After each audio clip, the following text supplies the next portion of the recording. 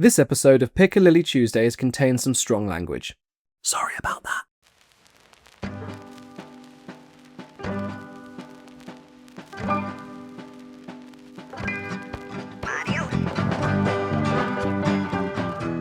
Hello everyone. Welcome to the first ever episode of Piccalilli Tuesdays. This is a podcast where two lifelong friends from creative backgrounds get together, talk about art, design, and other generally nice creative bits and bobs. My name is Seb. My name's Luke. And yeah, this is the first episode. We obviously don't know what we're doing 100%, but we're going to give it a good go. We're going for it. We're going for it. So how long have we known each other now? I can tell you. I did the maths. Yeah. You put it on the maths. 26 years. Nice. Yeah. So we know each other. I think you're my oldest friend. Yeah. For sure. So I think it's good that we're doing this together. And we're obviously both from very extensive creative backgrounds. And why don't we just go into that? Yeah. I mean, if there's anyone listening, hope to God there is at least one person listening. Maybe they'd like to know who we are and what we do. Yeah, all of that. So why don't you go first? Introduce yourself. Tell us what you do, what you did, etc. Yeah. Your creative journey. Yeah. It's brought you to now. Well, we actually studied fine art. No, not fine art, but art together at uni in Cardiff. I did fine art, but now I'm a gallery curator. Very cool. Which I love. Yeah. Yeah, we both went there. But yeah, as Luke did fine art, I did graphic communication, which is basically like, graphic design, but a little bit broader. So you can do sort of other stuff, branching off into things that might not necessarily be contemporary graphics or anything. But, I liked it. And now I am a creative. That's literally the job title. I'm a creative at a social-led advertising agency called Vidsy. It's exciting. I work with fairly big brands. But yeah, we're both from very, very different creative backgrounds. And I think that lends itself nicely to having... And we're now both based in Cornwall. And we're now both based by in the Cornwall. way. Yeah, by the way. Yeah. We're both in Cornwall and where we were born. where you were born. I was born in Plymouth, but no one needs to know that or wants to know that. So, yeah, I think the fact that we're both from such different backgrounds, I think lends itself quite nicely to this sort of format. Yeah. Because we'll talk about lots of different subjects, and those subjects will be of varying sort of, theme. Fine art led, more contemporary led, maybe a bit of film, bit of music and stuff. But we're both from such different backgrounds with such different bodies of work and, of course, like dislikes and interests and all that I think it will make an interesting... It should be interesting. I hope it is. I hope that is, yeah. Well, yeah, and we love everything creative, don't we? And we've got some good topics. Yes. And we plan to also have guests. We do. So... We do plan to have guests. The guests, well, I think primarily will be of like Cornish origin. So talking to lots of local Cornish artists. But, we don't want to keep it just Cornish. We'll probably branch out to other areas of the UK and hopefully other parts of the world as well. But yeah. So, with that in mind, I suppose, I wanted to start off with something called icebreakers. So, you've heard of icebreakers. Boring as fuck. Icebreakers are better because they're not small talk bullshit things, It's like imagine you walk into a lift and someone asks you these questions. You don't want to leave the lift, Okay. You don't want to be like, get me the fuck out of here. So, do you want to go first, or shall I ask you first? You ask me first. Are you sure? Yeah. Because I feel like I've been talking lots already, and people might have turned it off. All right, fuck it, I'll go first. Okay, Luke Stone, creator of Beside the Wave. When did you realise you wanted a career in the creative industry? Okay, yeah. So, art has always been my favourite subject. Through school, college, I did a bit of graphic design, and then uni. But I never seriously thought about what would happen after education, if that makes sense. Because, you didn't think maybe while you were at uni, this degree might get me a job. You're like, fuck it, I'll just wing it. Of course, I'd hope it'd get me a job, but I don't know. I was just always in the moment, in education, learning and So then for me, it was when probably third year of uni, when I was like, okay, what do I want to do from here? And then curation kind of came not by accident, but I got a job in a small local gallery. Which one was that again? Was That was over in St. Mawes. Yeah. Yes. Yeah. I remember. So I used to have to get the ferry to work every day, That's kind of a nice commute though. which was a Yeah, great yeah. commute. That's nice. And I was kind of in there on my own. And I just kind of like learned communicating with artists and how you put an exhibition together. And in the real world. Yeah. In the real world. Yeah. Yeah. That'd be the Where you've got opposite. to make money for the artists. For the artists. Yeah, but do you get commission when you sell artists' work? No, you don't. No, some people do. Some galleries do Okay. that. Yeah. So when did I realise I wanted a career in the creative industry? I actually remember the precise moment. Like I used to live in Bahrain, as you know, from the age of 12 until about 17. And Bahrain, for those of you who don't know, is a small island. It's a small kingdom island to the east of to the east of Saudi Arabia. I was in English and I heard a student, a girl called Saba Cotwell. If she's listening, I owe all this to you, really. She said, I want to be something. I want to be a graphic designer, something. And I was like, what is that? And I turned around and was like, what's a graphic designer? And she was like, oh, it's someone that designs graphics, basically. I was like, oh, okay. But like, she basically went into it and told me it's like people design, letter forms and images for packaging and for posters and she didn't tell me what everything was because we were only 14 at the time. But I had sort of like a mind-blowing moment where I was like, oh shit, okay, that's what I want. I want to do that. Yeah. Obviously it hasn't.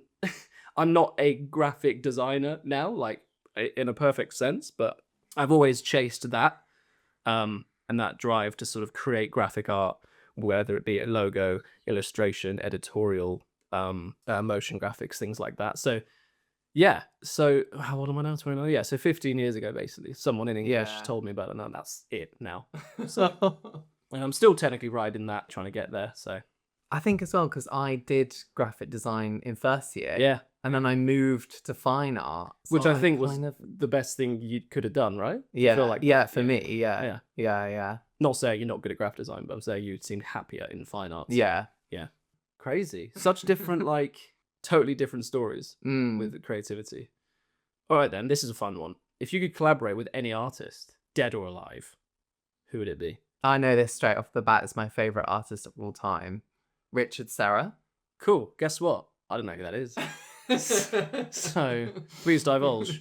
He is. So when I did fine art, I kind of went down the sculptural route. Mm-hmm. Richard Serra is one of probably the biggest sculptors in the world. He actually passed away last year. Oh, shit. But he makes site-specific sculptures. Site-specific? Yeah. Okay, what does that mean? That basically means that he'll get chosen for to make a sculpture at a specific location. Right. So he's got a couple in center of Berlin. He's got a few in deserts around the world. Oh, sweet. One of his most famous but controversial ones was one in the center of New York, which actually got removed. Why? What in the was end. it? It was so his sculptures are made out of steel. Okay. I think it's called steel, which is weathered, and the one in New York was called Tilted Arc, and it was in a piazza, and it was so big, that it kind of blocked everyone's. Oh right, so it wasn't the shape of it itself. No. It was the fact that it was basically a fucking barricade. Yeah. Okay. To be fair, I'd be pretty annoyed actually. Imagine waking up that morning and you're going to work. It was so cool though. Well, okay. I'll have to look it up what it is. Yeah. But imagine waking up and going to work in New York. Yeah. Right, I'm on my way. I'm letting you smash headfirst to a sculpture that's appeared overnight. And you're like, get this removed. Yeah. Yeah, it kind of makes sense actually. So Richard Serra, why would you want to collaborate with him? The making process. Oh, okay. Yeah. I'd be so interested to see and work on that. Yeah. Okay. I'll have to look up this. In fact, I'm going to look It's it up hard now. to- I'm going to look it up now. Do it. Richard Just so Serra- you can get a picture. Yeah, Richard Serra, New York sculpture. Oh. Oh, right. Okay, so it's a massive sheet Of metal. Yeah. Yeah, to be fair, that's... Imagine walking into that and being like, Yeah. what the fuck's going on? Am I actually... And then he does them curved. The as curved well, ones so are you really can, like, cool. walk through them. Yeah, okay. Yeah, I can see what you mean about the weathered steel, actually. That's quite an interesting, material. What Alright, would then. yours be? Any Mine, artist you could collaborate with? there are so many Mm. that I would, but if I had to choose one, it would probably be maybe Saul Bass. Do you know who Saul Bass is? No. Okay. He's technically the pioneer of graphic design. I think his work coined the phrase like digital art or graphic art. His probably most famous piece of work or pieces of work and film posts he did for Alfred Hitchcock's films. He also did the opening titles for Psycho. Do you know that No way. Yeah. and his opening titles were the first opening titles in history to actually be made as part of the film itself, rather than just like title cards that fade in and out to like an orchestral score. His were made in such a way where they actually relate to the story at hand, and that process has been taken through ever since. Basically, he's like the pioneer of that. So he designed a lot of that. Yeah, he pioneered Okay. loads of techniques that we use today. But the reason I collaborate with him is because he's got a very, very, very specific eye for like composition, and I'd love to work. Would have loved to work with him on movie posters. To be honest, that would have been sick. It looks all like paper cutout collagey, and it really matches sort of the dark, thrillery vibes of most of Hitchcock's films and stuff. Yeah, I'd probably work with him. He was a legend, so that'd be fun. I'd just love to see what his process is, because it was visionary, one of a kind sort of thing. Yeah, definitely. Nice. Yeah. All right. This one's also quite fun. What music do you tend to go for when you're creating, when you're in the zone? Do you want to go first on this one? Sure, why not? I literally listen to just about everything, to be honest. When I'm creating, there isn't one specific thing. It's wherever the mood takes me. Recently, though, I've been listening to a lot of Nick Cave and the Bad Seeds Okay. while I'm creating, because it makes me feel things. Haven't heard of them. You haven't heard Nick Cave and the No. Bad... Right. I need to listen to them. I don't think you'd like him, to be honest. I put it on for Catherine, and she was like, why is he singing so low? I don't like this. He sings like... He's like... And he sang a song from the lake, like that. And it's a bit like, okay. But Yeah. I love it. I listen to a lot of that at the minute when I'm creating. But I also really like listening to like electronic stuff as well Okay. when I'm creating. I Nice. think because it gets, if you listen to a certain kind, of gets you in sort of a flow. Like the Chemical Brothers is really, really good actually for creating, because you just get into a rhythm, because all their songs are like, and you just sort of get locked in. Yeah. But yeah, to be honest, that answer could change tomorrow. Like it really is dependent on how I'm feeling. What about you? Mine is, I kind of think the same depending on the mood. Yeah. That I can go from like wanting something super energetic to something like really mellow, like no lyrics, just like instrumental. Yeah. Jazz, probably. I go I between. hate jazz Do you so hate much. jazz? I love jazz. I bought Jeff Goldblum's jazz album Yeah. on vinyl, and I listened to it the other day for the first time in years and was like, wow, this is fucking shit. No offense to Jeff Goldblum, I love Jeff Goldblum. As if he's watching this. Yeah. By the way. Yeah, by the way, Jeff. Okay, fair enough. I mean, I do understand what you mean, because jazz is all improvised. So there's a sense of like, yeah. you never know what's coming. To be fair, that's kind of how like, say if I was creating an exhibition, Right. a lot of the time I won't actually plan it before. I'll plan it like in the moment Oh, okay. and be like, okay, that works there. It all depends on That is like, really interesting, because that's so Yeah. different to what I do. Really? Like, totally different. you like to plan. Before I even put pen to paper, I've already thought of what it's going to look like in my head. Yeah, Like, straight away, I'm like, right. And if it goes wrong, I get too precious. I'm like, fuck it, I quit. like I can have a vision, but like it can change. It can like adapt to mold, and yeah. That's really interesting. Jazz people, Not as bad as I thought, I guess. All right. Simple. Do you have a favorite drink that accompanies you, Jesus, during your art sessions? Always coffee. Always coffee. Always. Yeah, it's got to be. Do you associate coffee with creativity then? Or do you just associate it with, I'm going to sit down and do something? I don't know, coffee for me, because I'll probably have like 3 coffees a day. 3 coffees a day? Yeah. If I have one, I go through the 4 S's. Oh God, I don't want to know what the 4 S's are. Shaking, sweating. Shaking, sweating. Shaking, sweating. Shaking, sweating, and shitting. There's a 4th one, I don't know. All right, maybe it was just 3. The 3 S's. Okay. Yeah. Fine. Enjoy coffee. Yeah. Yes, time. You'll think about that. Yeah. Why do you have 3 coffees a day? 1 is first thing in the morning, wake up. Fair. 2 is midday, like Okay. pick me up. Okay. 3 is probably mid-afternoon, final boost, get me through. See, I thought you were going to say, before bed. Like, that's how No. completely removed from coffee I am. Yeah. Yeah. All right. But then why do you like it as a partner to, like art sessions? I don't know, maybe it's something in my head that thinks like, okay, I've got a coffee. This is going to help. Yeah. Yeah. It's like, I don't know. It's just... I know what you mean. Do you yeah. Well, because my drink of choice is tea. Yeah. And I drink it for the exact same reason. I associate sitting down with a cup of tea in front of a task as... It's kind of like a ritual, isn't it? Yeah, it is it's literally just a ritual. Yeah, so you think I'm going to get it done. Half the time I just sit there and drink tea and go, cool, and I've achieved still absolutely nothing. Instead I've just sat there and drunk hot liquid instead. But yeah, I do think something about the ritual of making tea makes me feel like, okay, you're in a workflow. Yeah. It's really strange because lots of the time I don't do anything. I rarely ever drink tea unless I'm working there, actually. To your point. I just thought about that. Like if I'm watching telly or something, nah, I don't drink tea. All right, last nice breaker.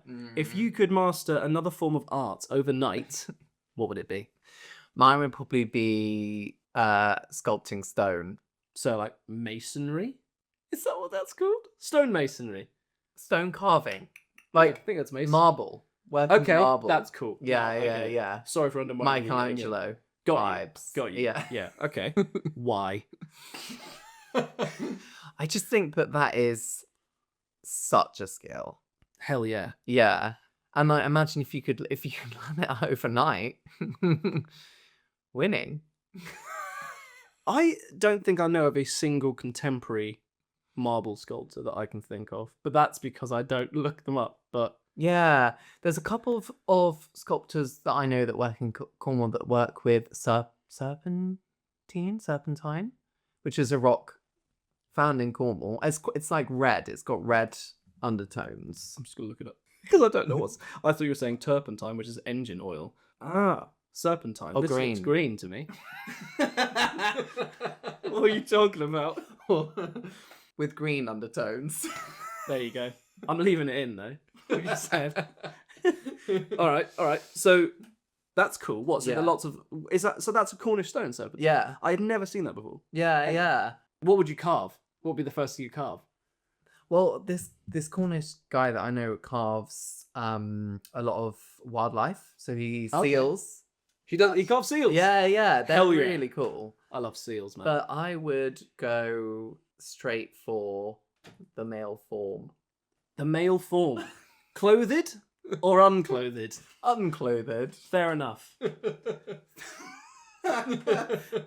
Yeah, fair enough. That's cool. The male form is cool. I'm all flustered now.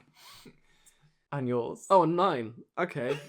Probably 2D animation, I think. 2D animation. Like cartoons. Okay. Like, yeah. You know, like how Shrek is a 3D animation. Yeah. And Wallace and Gromit is 3D claymation. SpongeBob SquarePants is 2D animation. Because I love drawing. 2D art is my thing. And I would love to be able to bring them to life like that. Yeah. I'd love to be able to do that. And the ironic thing is, I can just learn it. but I'm not very good at doing that. How long would it take, do you think, if you had to learn it? George, my brother, who's an animator, he's been doing stop motion mostly since the age of about 16, 17. And he's only now just beginning to sort of work out the ins and outs of 2D design. Oh. And that's like nearly a decade, 7, 8 years or so. Mm. So it's a long ass time, and it would take even longer for me. Yeah. Because I'm a fucking Gemini and pick things up and drop them like that. Or it's just ADHD. One of the two. Probably both. But yeah, definitely 2D design, because I would love to be able to create my own cartoons. Like, I want to be able to make a fully fledged cartoon. That'd be awesome. Yeah. So you have a vision, you just want to bring it to life. Yeah. I've got so many random ideas. Yeah. Maybe I'll talk about. You've always been like this, though, with the ideas. What, the like ideas? Stories. Like, you're such a good storyteller. Oh, I appreciate that. I do feel like that's probably one of my best creative attributes. Yeah. Is like being a storyteller. But it's a real weakness of mine is not doing anything with those stories and then forgetting them. It's like, wow, the disrespect Yeah. to those characters. So yeah, Nice. those were the nice breakers. Yeah. There are technically 5 more, but we're not going to do them today because that's a bit long. And we've got something else we actually want to talk about, which is Our topic. Our topic. What would we talk about on the first episode? Hey, there's so many different things. And Luke thought of a great idea. What is it? Color of the year. Yeah. What do we think of Pantone's 2025 Color of the Year? Because let's get into it. Let's get into it. You please begin. I'm really actually genuinely interested to see what you think, because I did have a look at the color, and I'm not going to say anything else. But Okay. because this is actually interesting. Well, first we'll start off with anyone who might not know what Pantone is. Just thought make a mention of that. But it's like a global color standard Yes, agency. and they're all I'd say. they I think responsible for basically cataloging colors for Yeah. and like trademarking colors in a way for like then they sell colors on to designers, interior designers for them to use, which is kind of fucked up when you think about it a little bit. It's like, you want to use this color? No. You have to pay me tens of thousands of dollars. You know what? It's fine. I love what Pantone do. I think they're an amazing brand. Carry on. It's really cool. And every year they pick their color of the year, which is based on a feeling of the year, I'd say, like what the mood is of that year. Did you read what sort of the mood is for this one? Because it's actually quite good for the Not in depth. Okay. Carry on. No, what is it? Let's read it. I read it, and it was the color is mocha mousse. Mocha mousse. This brown, I love it. I think it's lush. Really? As soon as last week when you told me, oh, it's a brown, I was like, oh fuck, really? Yeah. And I looked it up and was like, oh damn, this is a nice brown. No, I understand why. Yeah. Anyway, but they were saying that what it does is evokes this because basically it's the color of somewhere between chocolate and coffee. Okay. Hence the name mocha mousse, right? And it's got this sort of sweet undertone, hence the mousse bit. And it's comforting. Really comforting. Yeah. And the whole point of it is it's supposed to, you know what, I actually am going to read it because I keep fucking forgetting. It's a mellow brown hue whose inherent richness and sensorial comforting warmth extends further into our desire for comfort and the indulgence of simple pleasures. I think that is extremely, extremely relevant for today's fucking for sure. Well, in the West anyway, I suppose. Like, people basically just want comfort and they want simple pleasures because at the moment you can't really have that without a bunch of like people in the comments telling you it's wrong or feeling guilty about it, you know? And I think that color does a good job at sort of underlines that. Yeah. Do you know what I mean? Yeah. Yeah, I love it. Yeah. What do you think of it? I do like it. I think in terms of in the world use, I think it actually, personally, I think it works better in fashion and clothing. Like, I would wear that color. Yeah. In So a would I. suit. Or In a suit? Yeah. You would look fucking cool in that suit. I would look like an unwrapped old Easter egg. No, stop. Yeah, no, you are right. In fashion, it would be excellent. Whereas I couldn't see it in a room. Could you not? Do you want to see? Yeah. Okay. But that is a very specific room. Yeah, that is. I'll turn it. Okay. I'll turn it around. Hang on. This is basically like a. I want to say like a pregnancy yoga studio. Do you know what I mean? I don't know if you can even see that, but yeah, mocha mousse in a room. Mm. I think it's quite nice, but I do see what you're saying.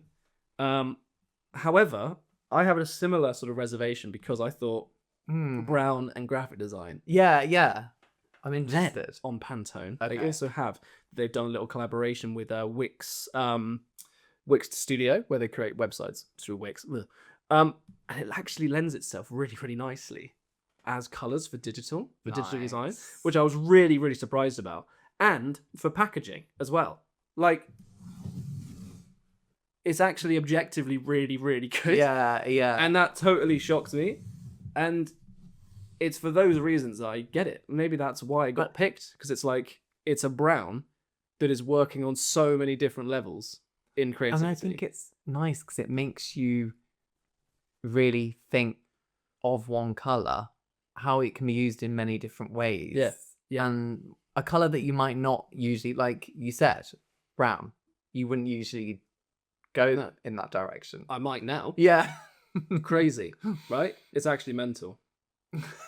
What else are we talking about? I like it. What else are we going to talk about with Pantone? Then it was our color predictions. Oh, yes. Okay.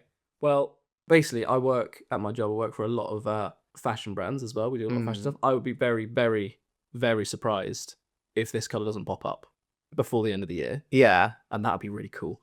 But in terms of other color trends, to be honest, I really don't know. Really? Yeah. I have a few ideas. Yeah. But what do you go first? Because I've got like a couple. Okay. So I think I like to make a prediction for early on of what the color might be for the following year. So we're talking 2026. We're in May now. So I know. it's difficult to know like what the world's going to be like. But I think it trickles through. So for me, I think I could be completely wrong, but you never know, that it's going to be an orange. An orange. What kind of orange? Like a clementine. Brilliant. Like the fruit? Right.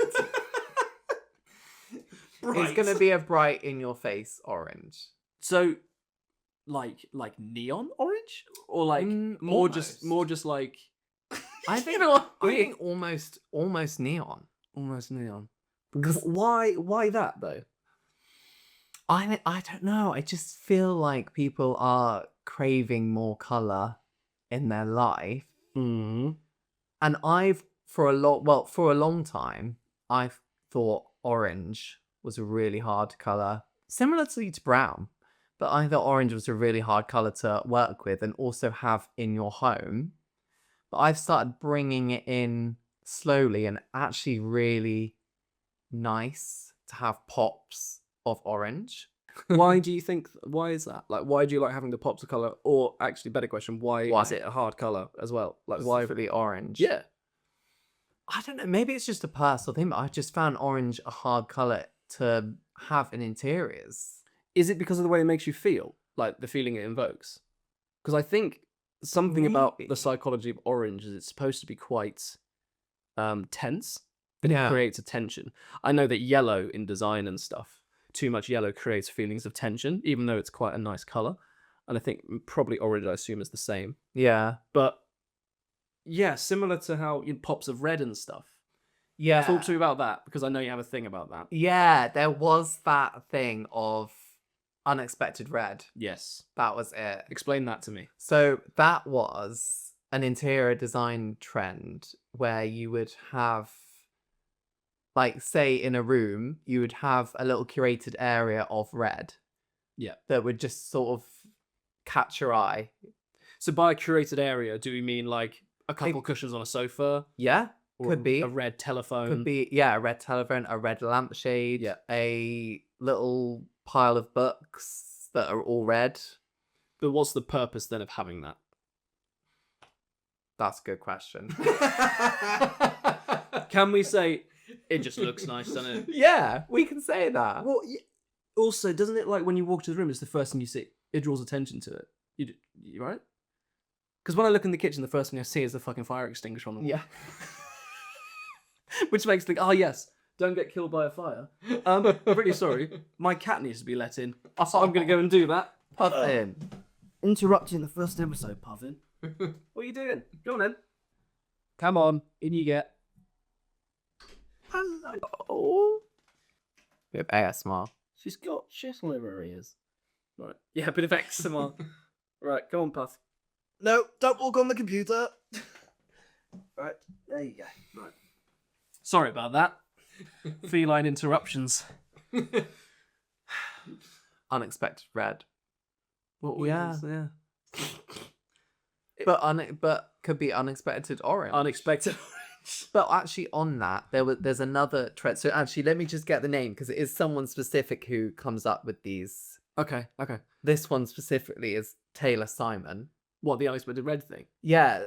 Taylor that Simon. Okay. and Strategic Neon. Strategic Neon. Yeah.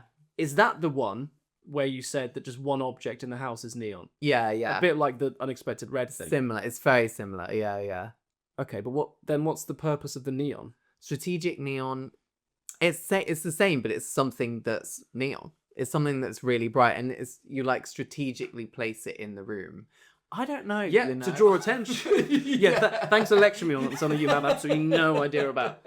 I feel like it's to draw attention to that area, hence because it's called. Was that a cat hissing? No, because it's. I thought I heard Puffin hissing. Because it's strategic neon. Yeah. Which means there must be a strategy to it, so it's placed in a certain place to draw attention to. So, for example, the cushions on my sofa. Yeah. I don't know why that's strategic, because I just put cushions on the sofa. But maybe it makes me think, I'm going to sit there because that sofa looks comfortable. And these cushions have drawn me to it. That makes no fucking sense, does it? Mine's a bit of more research. But it's, I guess. Shall I look up the exact definition? Strategic neon. Yeah, because I'm interested. It'd be really fun if we got it completely wrong as well. Well, I guess it's more like, as well, if you had a room or like a really modern kitchen that was really white. Oh, yeah. I think you need something. It can be, and it can even be something simple as flowers, can't it? Yeah, we were right, you know. It's the thoughtful and deliberate use of neon colours to create impactful and memorable spaces. So it's about using it as a subtle accent or a focal point. Nice. So it doesn't need to just be one object. It can No. be a completely white kitchen, you said, with maybe like parts around it that are like neon green, Yeah. which in my head Accents. sounds horrible. Yeah. I mean, that's pretty cool. I mean, I like the idea that it creates an impactful and a memorable space. But I'm starting to see it in art as well. Yeah. Some artists using neon in their In like what, painting? in painting. Oh, okay. So if they've got like an abstract painting that is, and the artist, for example, uses more neutral, soft tones, they'll be putting in dots of neon now. That's pretty cool. Yeah. That's pretty cool. I guess it keeps the viewer interested because it's a focal point. Yeah. My mum has this ginormous painting on the wall. Her and Rich bought it for I think $1,500 in a spur of the moment, and they immediately regretted it. I love it. They don't like it, and they're not giving it to me. They said they might leave it to me in the will. I was like, What is it? just give me the painting you don't like. It's an abstract painting. So the whole thing, it looks like the surface of a planet, like zoomed in. So like a blue storm cloud on Jupiter or something. But there are tiny. I basically sat there looking at it for like a while, just like looking at every single part of it. It's huge, and there were little flecks of yellow and red in it that I didn't notice like the 6th or 7th look, like tiny little. Yeah. Flecks. I thought it was a mistake at first, but then I was like, okay, and it made me start asking questions. I was like, perhaps it is a planet, and that's like a little alien, like city light or something. Yeah, or that's a ship that's just exploded over here. I don't know. It got me asking questions, and that's quite fun. That's interesting. Then maybe the strategic element is to get people thinking about what it could mean, or letting people make their own interpretations. But then, the answer could just be like, no, but I accidentally spilled red on it and I just go, Happy accident. happy accident. Well, that's interesting. I remember reading this article at uni that was about how long you need to look at a painting before you start to understand it. Right. Okay. It was like the optimum amount of time because, most people just walk into a gallery and walk around. But I can't remember how long it was. I feel like it was... Yeah. How long do I need to look at a painting to understand it? Okay. People typically spend around 15 to 30 seconds looking in a museum, but to engage with a piece, it's recommended to spend at least 20 minutes or longer. Oh, 20 minutes. Okay. I I didn't think it was that long. I don't think I looked at that painting in my mum's house for 20 minutes, if I'm honest. A long time to me looking at one thing is like, oh, well, hello. Hello. I've stared at this cat for 20 minutes or more, for sure, and I still don't understand her. So, can I help you with something, Puff? We're filming podcast. We're doing stuff. You never showed interest in these plants before. She's like, oh, okay. She's ready for her screen time. Come on, you. What are you doing? Don't be so silly. Right. 20 minutes looking at a painting. Yeah. Could you do that? Try it. You probably do that. You work in a gallery. Yeah. Whether you like it or not, you're staring at paintings for 20 minutes plus.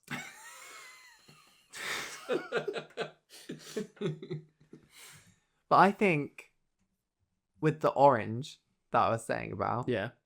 because now I've really got it in my head. I've got a whole Pinterest board of orange. Do you actually? Oh, Yeah, just yeah. in your head or in real life? In real life. Damn. Okay. But I start picking it out in life now. Like that I wouldn't like usually notice something. But now I'm like, oh, hang on a minute, that's orange. I'm like noticing new things in the world. Do you know what I mean? Is this going to sound like a really pretentious question? Yeah. But if you're walking home at night and you see a traffic code in the middle of the road, no, Link's like, oh my god, strategic neon or strategic orange. Because it's not strategic. Someone put it there, like, probably by accident. Oh no, I guess it is technically strategic. Oh, that's literally strategic neon. By definition. Because what am I talking about? You don't put a traffic cone just to be like, jokes. Look at that. It's purposely put that there. Okay. I understand. But here's me rambling on about orange. What is your prediction? My prediction is, I think, mine's much more general. We won't talk about it for this long. No. But it's like, I think it would just be some sort of earthen colour. Okay. Because this year's one was very earthy. What was last year's one again? Do you remember? Damn, no, I should know. What was last year's? Last year was peach fuzz, which is like a sort of soft green. I hated that. Why is it called peach No. fuzz? That's not. Oh, that's it. Yeah, because last year it was also a fairly earthy colour. Okay, yeah. But maybe this year... But orange had like terracotta. I love terracotta. It's probably one of my favourite colours ever. Okay. I still think it would be something earthy. I'm feeling like maybe a like an olivey green, because that, to be honest with you, the colour palette that they've come out with for Mocha Mousse includes something that looks like peach fuzz, and also something that includes olive. So maybe they're just going in those directions. Maybe there's absolutely no point to any of it. But I still feel like it'll be earthy colours. I feel like, society and all that is very much drawn to that at the moment. Earthy colours. I mean, the branding for Piccalilli Tuesdays is earthy. Yeah. We're just, creatures of habit. So that's what I think. Some sort of earthy green. Okay. Yeah. Nice. I haven't got much more to We'll say see, about that. because we can make, when Pantone usually release their prediction, or it's not their prediction, it's their colour of the year, in December. Is it in December? So, yeah. What is it? Christmas Pantone Christmas episode? special. Christmas special. What's Pantone's new colour of the year? People are just like, why am I still watching this? Okay. Well, that was interesting. Yeah. That was fun. How about a game? Yeah. So, originally, what I was going to do is find a bunch of strange named Pantone colours. Couldn't find any that Pantone had come out with, because first off, I had to pay to look at them, And then when I found a sort of a site that listed some, none of them have names. They're all numbers, like Oh, yeah. Pantone, 14042 or something. So I was like, oh, okay, whatever. Then I just Googled, okay, list of color names, and I found a comprehensive list of all sort of named colors. Some of them are wild, but then I also found the reasons for that.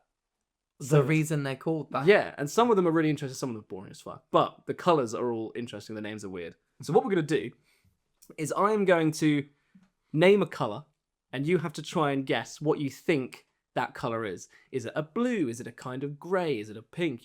All of that. And then I will show you. Okay? Yeah. And then I'll give you the reason it's called that. Okay. Or a fact about it. It should be fun. So let's turn this around. It's fine, because I'm just going to... Look, the first one is... You can look. Oh, look, can I? Razzmatazz. What colour do you think that is? Razzmatazz. Yeah. Oh, wait, can I see the colours there on the thing? Ah, you can. Don't look. Give me your paper. Give me some paper. I'll cover it up. Give me that. There you go. What do you think? To me, is it like a red? No, I'm joking. I'm kidding. No, you're not. You saw it. It is a magenta. Oh. Yeah. No, but I was actually going to say, is it something like bright? Because it sounds like razzmatazz. You're just saying words because it's like razzmatazz. Just keep on repeating Yeah. words. But do jazz hands. Yeah. The name came from, it was made in 1993 when Crayola were celebrating their 90th anniversary. And it was like part of a contest, name the new colours. And razzmatazz was made by a 5-year-old girl called Laura. I can't remember her surname. But she was like razzmatazz. How old is Crayola? That's what I got from that. In 1993, it was their 90th anniversary. So in 1903, they've been around. Since 1903. Wow. Mental. Yeah. Anyway, next colour. I can't read. Arulion. Arulion? How's that? Let me have a look. Arulion. Arulion. Arulion. No, Arulin. Uralin. One of those. What do you think? Like a light, dusty blue. A light dusty blue. Why do you think light dusty blue? Aura, kind of. Oh, I see. Sky. Okay. It's actually quite an electric yellow. Whoa. Yeah. Okay, that is electric. Mental. There's not much of a fun fact, but the guy that created this colour was a sort of chemist, I think, and he created like a pigment that this was named after or something. Anyway, he also developed a way to detect arsenic in 1812. Wow. Not from this. No. Just, I had to think of something. He also did that. Interesting, right? All right, next one. Lapis lazuli. Lapis lazuli. I like this one a lot. Deep purple. A deep purple. Yeah. Not far off. It's like a deep blue. Ah, okay. Now, the story behind this one is kind of interesting because lapis lazuli is also known as azure. Mm-hmm. And azure takes its name from lapis lazuli, like the lazuli part, because lapis lazuli is a precious gemstone. Yeah. It's a really, really deep blue. But this is a really nice thing. This color is often described as the sky on a clear day. Nice. And that's nice. I don't feel like the nice. sky looks like that, though, in Cornwall. It's much paler, but like, Yeah. I love that color. I think People always say about the light in Cornwall. the light. Yeah. What being is it's too much, too little? It's maybe because it's If you can hear Puff and munching biscuits, sorry about that. Extra ASMR. especially when I worked in gallery and ice, we'd always get people say that. What, the light is so nice? So the light is so special. I think because we're at the end of it's so open, it just feels brighter. I don't know. I don't know either. But yeah, interesting. I do think I'd probably take that for granted though, having lived here my whole life. Yeah. Perfect. I was wondering, could you be maybe just a bit louder, please? Fucking hell. Anyway, moving on. Alizarin. Alizarin. I think that's how you pronounce it. Oh my gosh. Do you know this one? No. I'd be surprised if you know any of these. I looked for the hardest ones I could find. Nope. Never heard of these. This feels like I'm literally just like a pale grey. A pale grey. Yeah. Nah. Red. It's a kind of amaranth. Okay. Which is an amaranth, is like a sort of maroony, purpley red, right? Mm.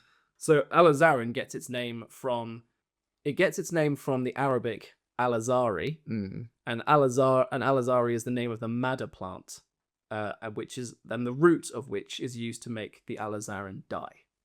There it is. Oh, I see. Interesting, right? Yeah. Not that interesting, but it's all right. It's something. But I love that color. It's a nice one. Yeah. You know, it's definitely got its, like, you can tell that's sort of got its Middle Eastern sort of roots. The deep. Yeah, it's nice. Yeah. It's a good one. Keppel. Green. Well done. It's like a green cyan. Corally, yeah. Yeah. Interesting though, this one, it's a digital color that was created in 2001. Mm. So it doesn't have any color etymology like all the other ones. In print. Nah. Oh, okay. I guess it is used in print, but it was categorized and catalogued digitally in 2001. So it's only associated with online work, like with web design and stuff. It's really interesting. Like, so some colors only get their name or discovery like in the digital age, and this is one of them.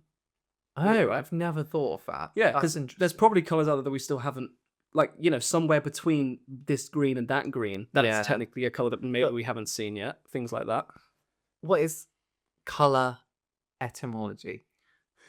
Is that So correct? etymology is the name, is like the meaning of names, where the names come from. Okay. So, for example, the etymology of Seb. I don't know what my name is. I know that the etymology of George comes from the word farmer, Oh, which he is not. okay. Apparently, I don't know. But yeah.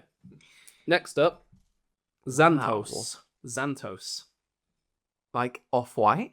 Off-white. Yeah. Nah. Now, the backstory behind this one is really good, right? Xanthos, right? It's Greek for yellow. Oh. That's all I could find. There we are. Super deep. Nice. Big for yellow. I think there's just a couple more. Oh, yeah. Macaroni and cheese. Oh, stop. Off-white. Shut up. It's definitely a white people food. I think. Maybe. Macaroni and cheese. What do you think? What colour? Orange. Good on you. Oh my gosh. Right. If my mac and cheese was that colour, I'd phone for help. Yeah. Be like, and again, this was named by a 6-year-old child in the US during the 90th anniversary of Crayola. Yeah. So we've got razzmatazz and mac and cheese. Yeah. The fact that a 5-year-old came up with razzmatazz and a 6-year-old came up with macaroni and cheese. I mean, crazy. But yeah. Yeah, weird, that one. Cyclamen. Lemon. Turquoise. Turquoise. Yeah. Nope. It's Dang it. pink. I was gonna say I'm terrible at this. Now this one's quite fun because cyclamen is literally it's just a plant. There's a plant called cyclamen. Yeah. That's what it's named after for its pink leaves and stuff. Mm. But the actual color cyclamen, its history is known as being heavily associated with love potions. Oh, really? Yeah. How cool's that? Yeah. I love that. Like that's the original love potion color. Nice. That's fun, actually. Yeah. Well done. Nice. Yeah. We're gonna go look at Crayola colors now, aren't we? Yeah.